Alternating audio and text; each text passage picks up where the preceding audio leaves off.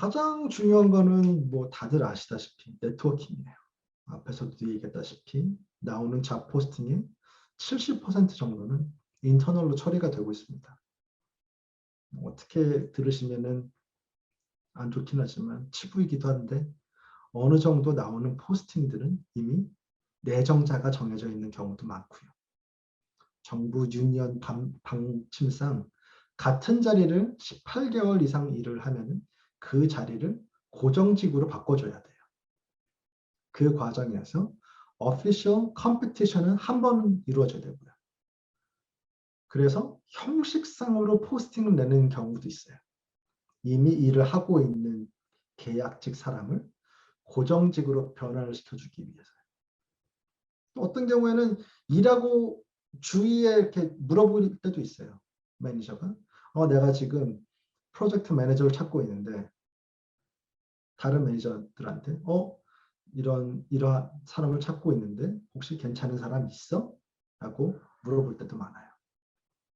저도 가끔은 예전에 했던 그런 프로젝트들을 매니저 아니면은 파트너들한테 연락을 해서 혹시 자리가 있냐고도 물어봐요. 이번에 옮기게 된 계기도 그런 식으로 옮기게 됐던 거고요. 물어보는 저도 그렇고 하이링하는 매니저도 그렇고 서로 좀 더 쉬워지고 아는 사람이면은 인터뷰까지는 적어도 불러줘요. 하이링 매니저도 편하죠. 한 번이라도 일을 같이 해본 사람이고 일을 어느 정도 잘하는지를 알고 있기 때문에 막상 인터뷰를 엄청 잘하는 사람인데 뽑았더니 일을 못하는 사람이면 안 되잖아요. 그러니까 그런 위험도를 줄이기 위해서도 그렇게 하는 경우가 많죠. 또 다른 방법으로는 매니저의 권한으로 짧은 계약직을 자포스팅을 안 하고 하이어를 할 수가 있어요. 처음에 6개월 그리고 2번의 연장을 해줄 수 있어요. 그렇다 하면은 6개월 우선 다이렉트 어사이먼트를 해서 6개월짜리 잡을 아무런 인터뷰나 컴피티션 없이 한 사람한테 주고 2번 연장을 해주면 18개월이 되겠죠. 그러면은 18개월이 되면은 정규직으로 컨버트가 가능해져요. 대신 컴피티션을 한번 해야 되는 거예요. 그래서 어느 정도는 짜고 치는 고스톱처럼 그 사람을 위해서 잡포스팅을 낼 때가 있는 거죠. 그렇게 되면은 많은 사람들이 어플라이를 했을 때 그 일을 하던 사람이 그 인터뷰를 잘할까요? 아니면 아예 모르는 사람이 인터뷰를 잘할까요? 그렇죠. 또 근데 반대로 생각하면 매니저 입장에서는 이게 양날의 검이기도 해요. 막상 내가 누구를 추천을 했다. 아니면 누가 추천해서 데려왔는데 일을 못한다. 그러면은 이거는 그 사람 문제가 아니라 내 문제가 돼버려요. 내 위에 사람들에게 너는 사람을 보는 안목이 없어. 그렇게 알려버리게 되는 그런 모습이 돼버리기 때문에 내 자리도 위험해질 수가 있고 나도 승진을 못할 수도 있어요. 그래서 그 뽑는 직원이랑 정말 친해서 내가 얘 거는 다 커버 쳐줄 수 있어. 아니면은 그런 부분이 아니고서는 거의 아니면 엄청 일을 잘해서 문제가 안 돼. 그럼 데려가지만 그렇지가 않은 경우는 거의 다 노를 하는 경우가 많은 거죠. 그래서 이런 부분들 때문에 어떨 때는 이제 멘토로서 이제 못 돕는 부분들이 있기도 해요. 저랑 같이 일하는 부서에 뭐 괜찮은 자리가 났는데 막상 그 포지션에 들어갈 수 있을 만큼 잘하는 멘티 아니면 내가 조금 못하더라도 내가 정말 그걸 다 커버 쳐줄 수 있을 만큼 친한 멘티가 없으면 좀 난감한 거죠. 취업 청탁 같은 것도 들어와요. 뭐 아시는 부모님들 통해서 뭐 아는 지인인데 우리 아들 딸이 있는데 와 공부 엄청 잘하고 엄청 열심히 하고 착한데 자리가 있을까요? 어려워요. 그거는 제가 직접 겪어보지도 않은 사람이고 어떻게 일하는지도 모르고 또 본인도 아니고 누군가를 통해서 청탁? 너무 프로액티브하지 않아 보여서 저는 거절을 해요.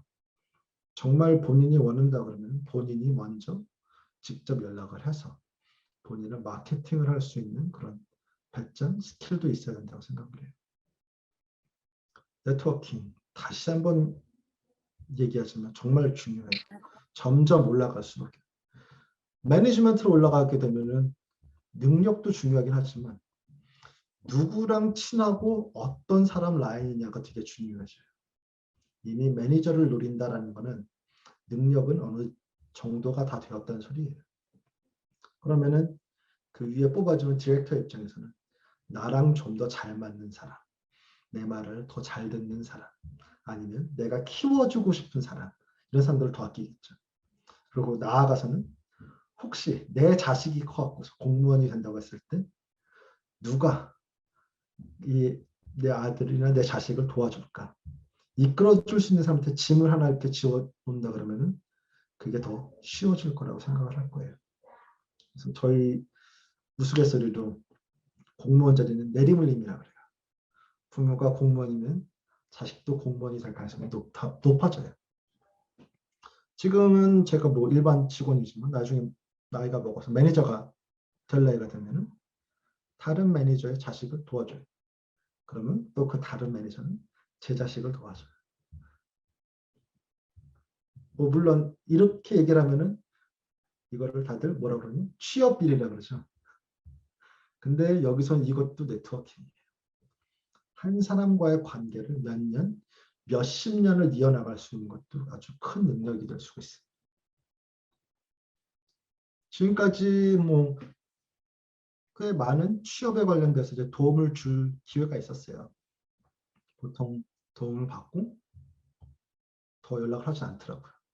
저도 몇 번은 더 연락을 해보고 안부를 묻곤 하지만 도움받은 분이 단답형으로 이야기를 해버리면은 아니면 연락을 끊으면은 저도 더 굳이 연락을 하기가 힘들어지는 게 사실이에요.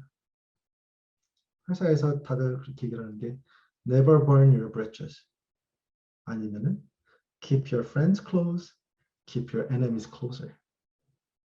사이가 좋았던 사람이든 나빴던 사람이든 자주는 아니더라도 가끔 연락을 하고 안부를 묻고 또 어떤 일을 하는지 이런 관심을 갖고 해야 돼요. 아무리 6만 명이나 일하는 큰 단체에서도 또 그 사람을 만나게 되는 일이 자주 있더라고요. 내가 일을 하고 경력을 키운 그 부서, 섹터가 있기 때문에 그게 쉽게 만나는 사람이 바뀌지가 않아요. 그렇기 때문에 확실하게 감사 표시, 관심 표시를 하는 게 아주 좋다고 생각을 해요.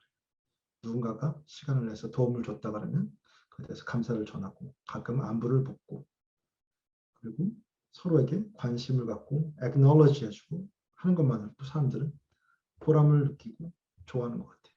우리가 쉽게 얘기할 때 인터뷰 잡히고 인터뷰 끝나고 나면은 보통 thank you letter를 쓰죠. 인터뷰어들한테 감사하다고 이메일을 써요. 그런데 되도록이면 그 인터뷰를 어레인지 해준 비서나 어드민 분들한테도 쓰시는 게 전 좋다고 생각을 해요. 혹시라도 같이 일을 하게 되면 제일 먼저 도움을 청하고 그분들이 본인의 일 처리를 다 셋업을 해줄 분들이니까 그러면 좋은 인상을 남기는 게 좋겠죠. 또 그런 분들일수록 디렉터 비서라든지 매니저 비서라든지 디렉터랑 하이어링 퍼슨이랑 가까운 관계를 하고 계시는 분들이 많기 때문에 그분들한테 좋게 보여서 나쁠 건 없다고 생각을 해요.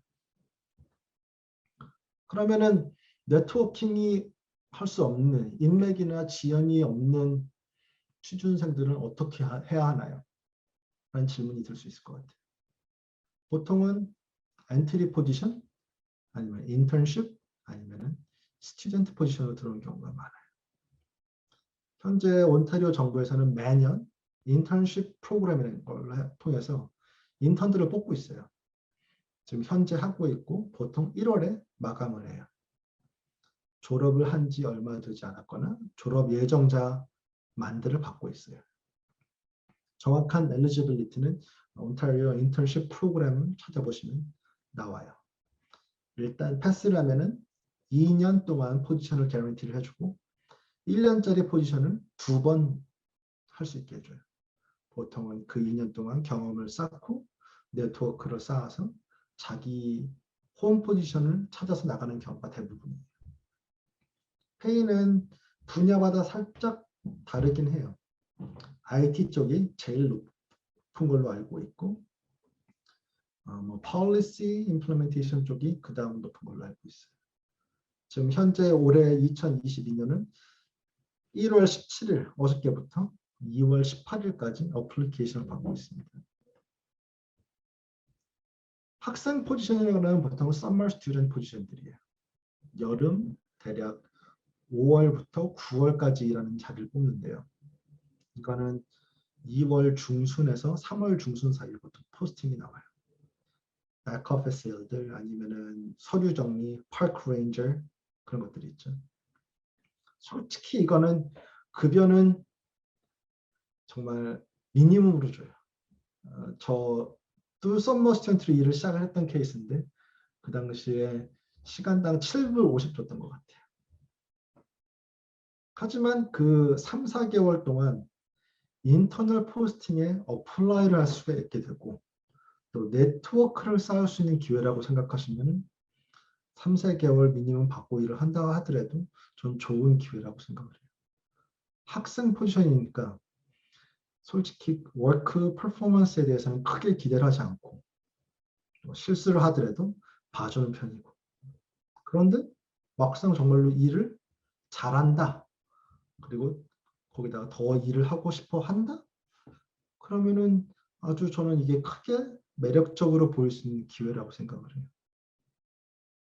다른 방법으로는 학교 커리어 센터에서 주선해주는 정부 자리 아니면 엠플로이먼트 에이전시에서 급하게 찾는 그런 정부 자리들이 있어요.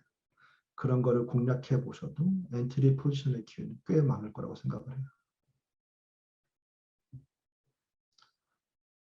오늘 이걸로 기본적인 정부직 인포메이션은 끝날 것 같은데 혹시 다음 기회가 된다 그러면은 그 세션에서는 정부직 이력서 쓰는 요령에 대해서 같이 얘기를 해보고 싶다는 생각이 들어요.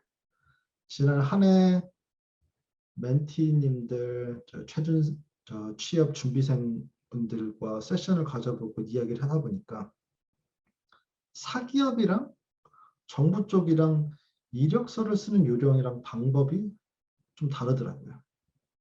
사기업 방식으로 이력서 커버레터를 써서는 전혀 먹히지가 않더라고요. 정부 쪽에서는. 전 물론 정부 쪽에서만 일을 했었기 때문에 저는 사기업식으로 이력서를 쓰라 그러면 저도 힘들 것 같긴 해요. 인터뷰 요령, 또 프로세스, 답하는 요령 이런 것들도 전혀 다르고요. 그래서 기회가 된다면 그런 걸 좀 더 자세하게 짚고 넘어가고 같이 고쳐보고 또 준비하는 그런 시간이 생기면 좋을 것 같습니다.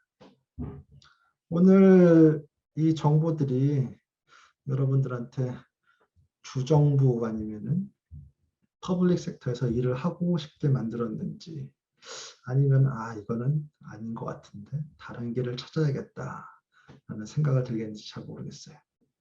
하지만 어떤 일이든 그 자리에 맞게 본인 자신을 준비하고 노력을 하신다면 좋은 결과가 곧 여러분한테 나타나리라고 생각합니다. 저희 페이스메이커는 항상 응원합니다.